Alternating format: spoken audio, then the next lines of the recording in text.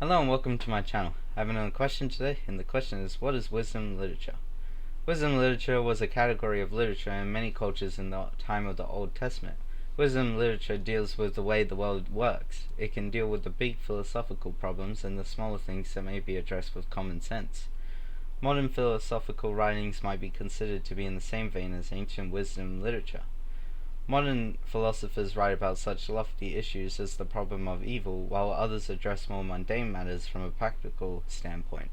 A modern example of the more practical wisdom might be Benjamin Franklin's Poor Richard's Almanac, source of the wise saying, "Early to bed, early to rise makes a man healthy, wealthy, and wise." This is not lofty academic philosophy, but is a philosophy of sorts. The wisdom literature of ancient Israel was unique in that God was recognized as the fountainhead of all wisdom. The fear of the Lord is the beginning of wisdom, and knowledge of the Holy One is understanding. Through common grace, people can gain a certain amount of wisdom about how to live in the world. There are unbelievers who know how to manage their money well, respond positively to difficult situations, and even respond to tragedy with strength and dignity. However, it is the Lord who created the world, and only He can give true insight into the way the world works, because His wisdom is seen in the light of eternity. In the Old Testament, there are 5 books that are classified as wisdom literature. Job. The book of Job deals with the problem of evil and justice of God, and the justice of God. Job is a faithful man who loses everything. He has friends who tell him that he must be guilty of some great sin and that he should confess it, and perhaps God will restore him. In their worldview, this kind of thing only happens to the wicked. Job, however, maintains his innocence, but does come quite close to questioning God's justice, because in Job's world too, things like this should only happen to the wicked. In the end, God appears to Job and emphasizes the fact that what he is doing is bigger than any simple formula that people may concoct. In the end, the book does not answer the question of why the righteous suffer, but it does turn the focus to God, who is in control. Psalms. There are 150 psalms, all examples of wisdom literature, and generally prayers and or songs of worship. Many of them deal with the difficult problems of life, such as why do the wicked prosper, and if God loves me, why is this happening to me? Psalm 73 is an example of a philosophical psalm. The writer looks around at how the wicked are prospering and is tempted to envy them because they seem to have it so good. My feet had almost slipped. I had nearly lost my foothold, for I envied the arrogant when I saw the prosperity of the wicked. But then he remembers that their prosperity is only for a limited period of time. He considers what will happen to them in the end. Those who are far from you will perish. You destroy all who are unfaithful to you. But as for me, it is good to be near God. I have made the sovereign Lord of my refuge.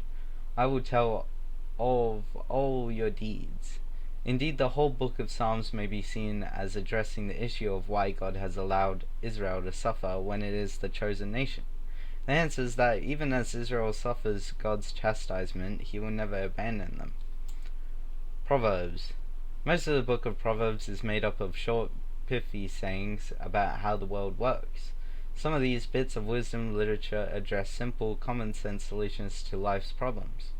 Proverbs 27 verse 14 is almost comical but true. If anyone loudly blesses their neighbor early in the morning, it will be taken as a curse. In other words, let your neighbor sleep if he wants to. This proverb is also very practical. Don't visit your neighbors too often, or you will wear out your welcome. Another is sad but true. Better a dry crust with peace and quiet than a house full of feasting with strife. The truth of many of the proverbs can be readily apprehended without any special spiritual insight, but others will make more sense when viewed from God's perspective. For the lips of the adulterous woman drip honey, and her speech is smoother than oil, but in the end she is bitter as gall, sharp as a double-edged sword. And some will only make sense when viewed from the perspective of eternity. The Lord works out everything to its proper end, even the wicked for a day of disaster.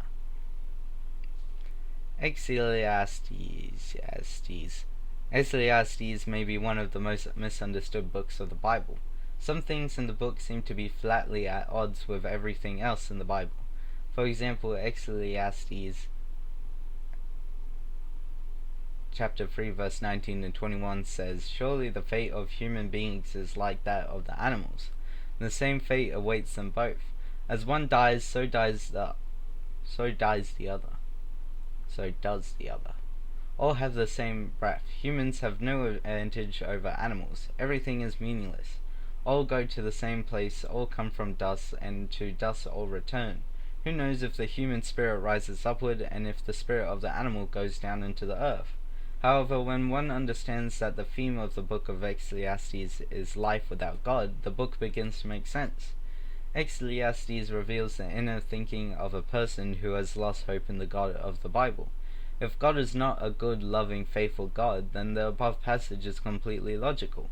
The point of Ecclesiastes is that life under the sun, a phrase the author uses to describe life on a completely horizontal level, is meaningless. The only sensible conclusion is to stop looking for meaning under the sun and to remember your Creator.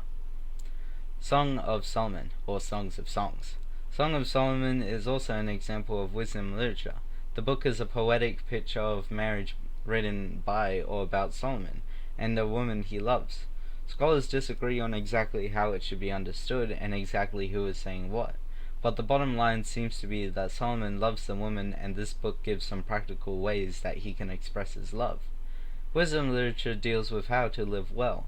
Those who want to maintain harmonious relationships with friends, family, and God, who wish to avoid foolish mistakes in everyday life, or who desire to raise their children in fear of the Lord, will turn to the wisdom literature of the Bible for advice.